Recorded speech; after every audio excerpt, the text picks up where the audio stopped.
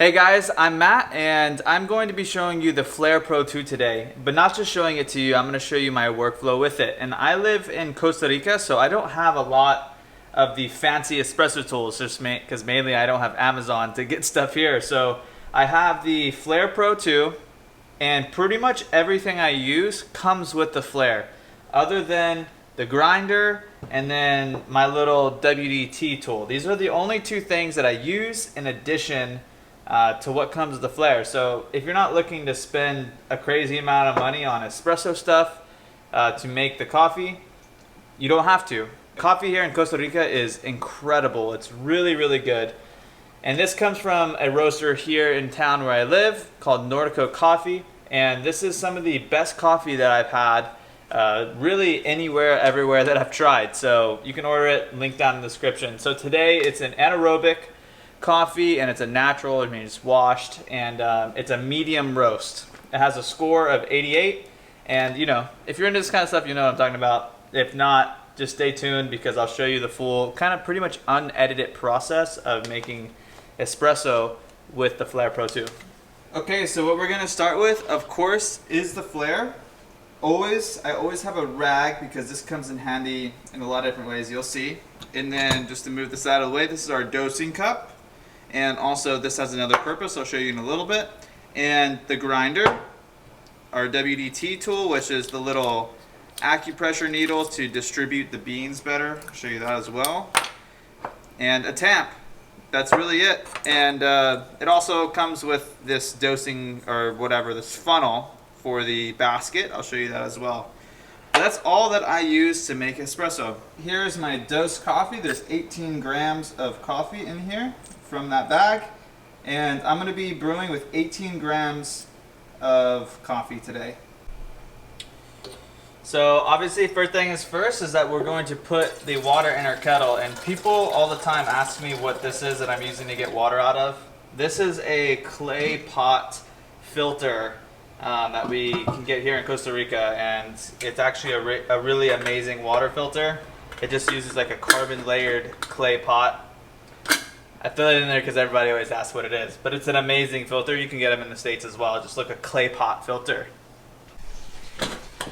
So the first thing I do before I get anything else prepped is I just start the water, and I just have this little fire guy here, so all my setup is in the same spot. Now the next part is getting this whole setup prepped. So if you can see right in there, this is the piston, and it's down right now. This is what it's going to look like after you get done brewing with it. So you can use your dosing cup and literally push the piston back to the top. And now we're going to give this some time and sit this right on top and let the steam preheat the piston as well as our brewing basket. And we'll give that a little bit of time. Now we have our grinder. This is just a grinder by Kind, or it's King grinder, something like that. It's not an expensive hand grinder, but it does work really well. We're going to take our 18 grams of coffee, put it into the grinder, grind it up. And that's why I like to start the water first, because this is going to take a little bit to boil and to preheat all that stuff. So might as well take that same time to use the grinder to grind the coffee. And I didn't just get out of the shower. I was surfing this morning, so my hair's all wet. And now it's time for the morning coffee.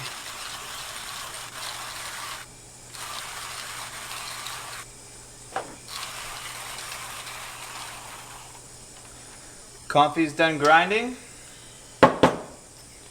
And I'm still in the process of dialing this new coffee down to the right grind size. Last time I did a shot, it was much too long of a brew time, although it did come out really tasty. Typically with the espresso, you want like a 25-second to 30-second brew time. Okay, so now that this is preheated enough, at least the basket, we're going to take our rag and dry it out, because there's going to be that steam in there. We don't want that water to be in there as we are putting our coffee in. Now it's time to use our funnel right here and take our grounds, Just pop them in. Now that that's good to go, we're going to take the WD-T tool. But you really just want to get this all the way down in there and just mix it up. Now that we get it about here to this point, it's kind of hard to see on camera, but the coffee is way higher than the basket. So we're going to give it a couple good little hits down.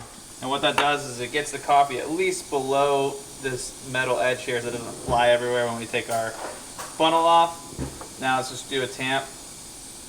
The tamping really depends on the coffee, but I just do kind of a pretty light tamp most of the time and let the grinds, the fine grinds of the coffee do most of the work for me. So the tamp is not really that hard in my case, and that's how I like it.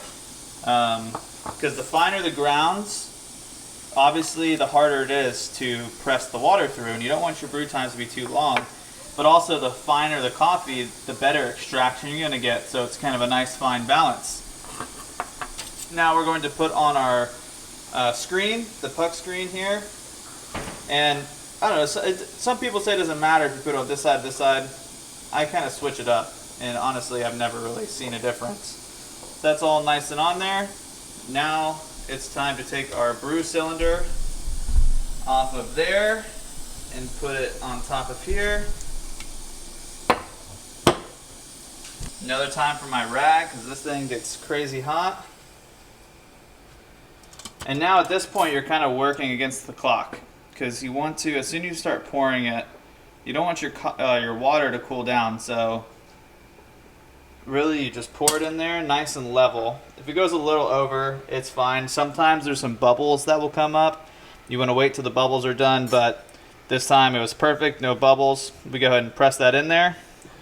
Get the Flair into the brew position over here. Stick it up top. Now luckily this thing has this silicone here, or else these would be super hot. So the main thing to watch here is our pressure gauge. I'm just going to ramp it all the way up to pressure.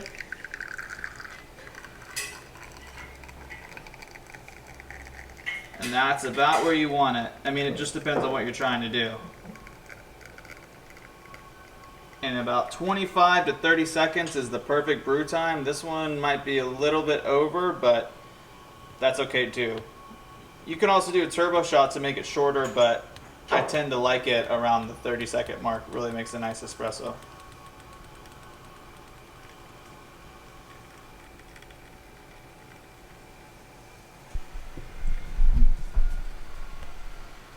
Okay, now here's the espresso. You can see, I mean, a lot of this has to do with the coffee itself, but the crema on top is just insane. Oh man, that is perfect. So the reason why I really like the Flair a lot is because of the simplicity of it. First of all, it's not a big, expensive machine. I like the process of doing everything manually. It's just a good feeling. It's like I do all this work in order to get this one shot of espresso, and the reward is drinking it. So it is a little bit of a process, but if you're that kind of person and you like taking your time with things, or like kind of forcing yourself to slow down, then it's a great machine for you, and it really makes a good espresso, granted that you have good coffee.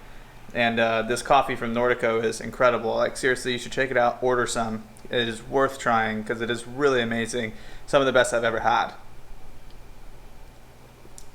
Cheers.